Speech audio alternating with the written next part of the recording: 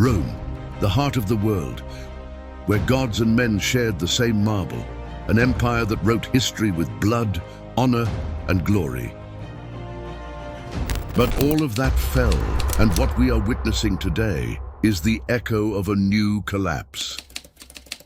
For centuries, Rome was the measure of civilization, not only because of the strength of its legions, but because of the depth of its order. At the height of its splendor, the Roman Empire was a monumental web that united peoples, languages, and cultures under a single destiny. The architecture of Rome reached the heavens. The Colosseum, the aqueducts, the roads that seemed endless, all reflected the ambition of a people who believed they were building something to last for millennia. The Roman world was a symphony of engineering, law, art, and power. It was the marriage of the sword with Greek wisdom, of tradition with innovation. The Pax Romana, that hard-won peace, was not merely the absence of war, it was a state of balance and prosperity rarely seen in human history.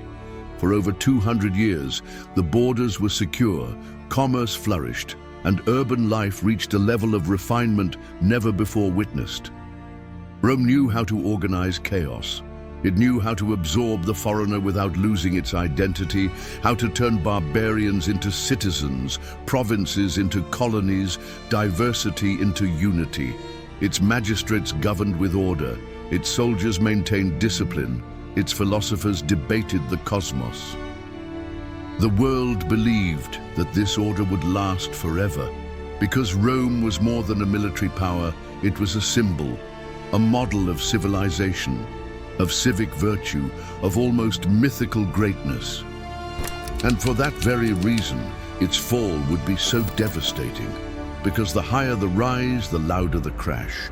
And when an empire like Rome falls, it is not just a city that collapses.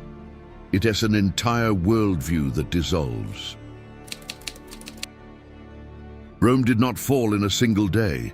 It wasn't a barbarian sword, nor a single isolated event. Its fall was slow, silent, 85, and internal.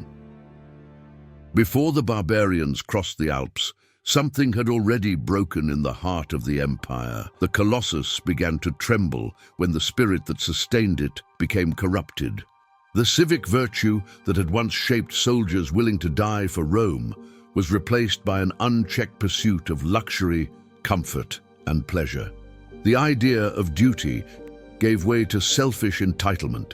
The Roman citizen, once austere and responsible, became increasingly a spectator, addicted to bread and circuses, incapable of defending what he had inherited. The elites no longer led with honor. Politics became theater, a sequence of intrigues and vanities. Positions were bought, not earned. The empire swelled not in strength, but in bureaucracy. A heavy, slow, dysfunctional machine. Governments rose and fell in coups and conspiracies, while the administrative structure drowned efficiency in a sea of paper and corruption.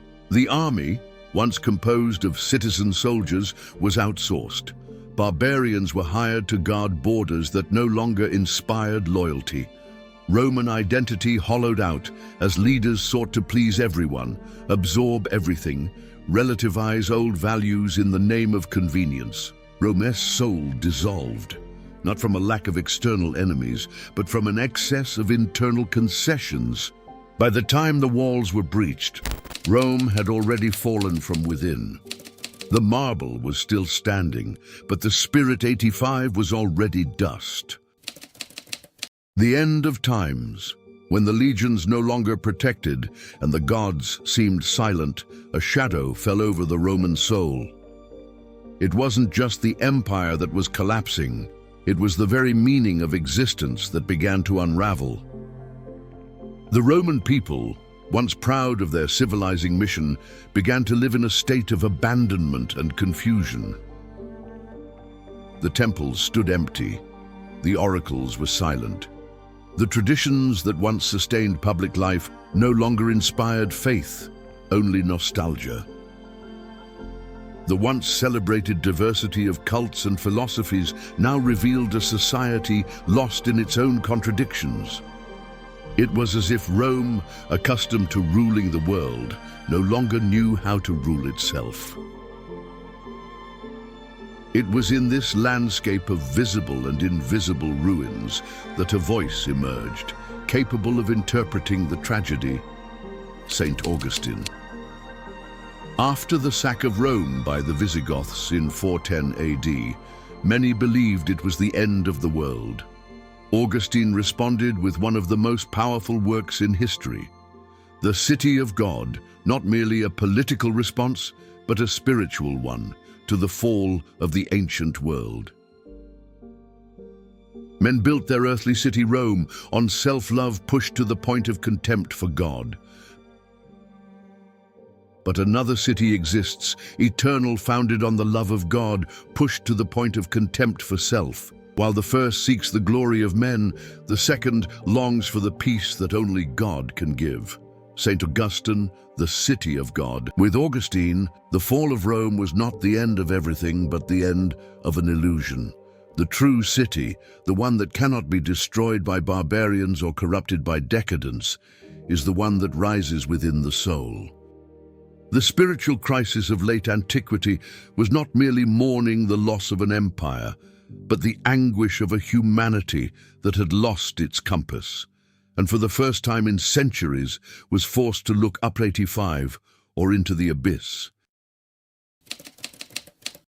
The Romans didn't know they were falling, 85, until it was too late. They lived among columns and celebrations while the columns cracked and the parties masked the emptiness. We look at Rome as a distant lesson, but we should see it as a mirror.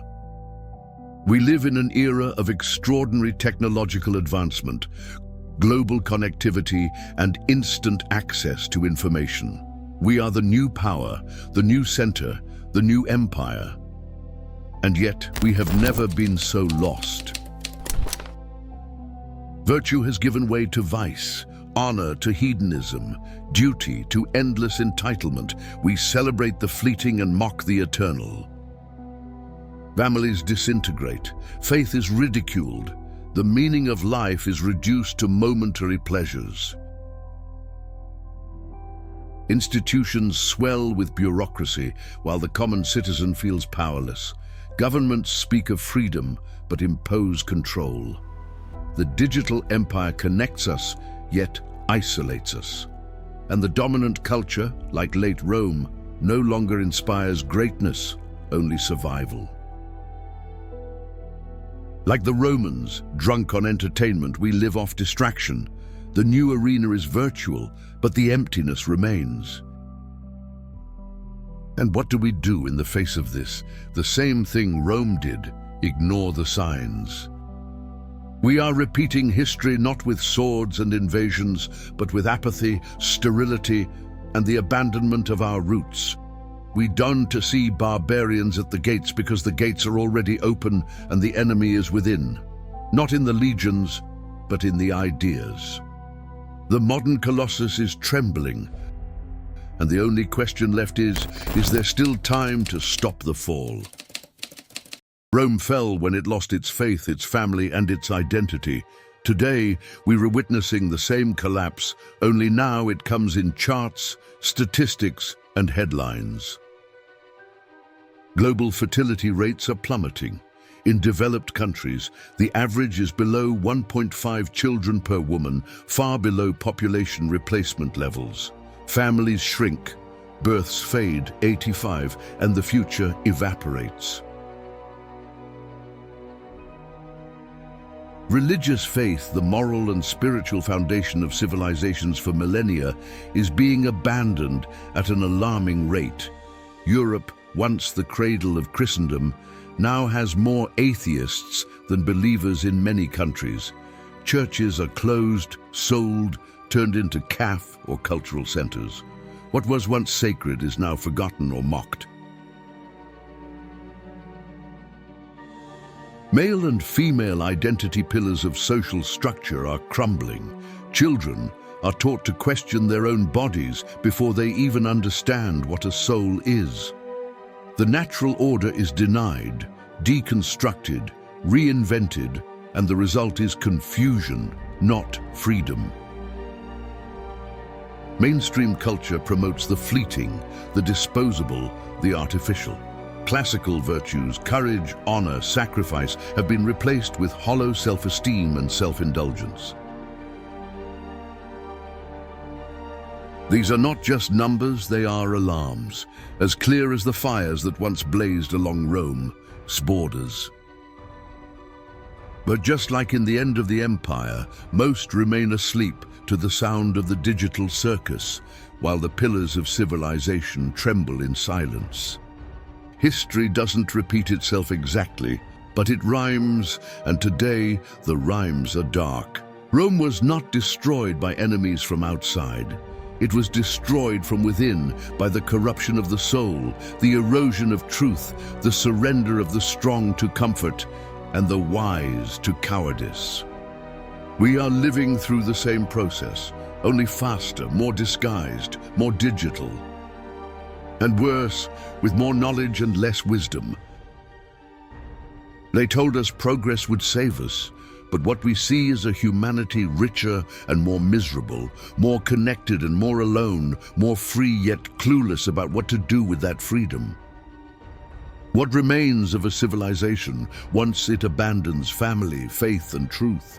What is left when the very meaning of being human is blurred into noise?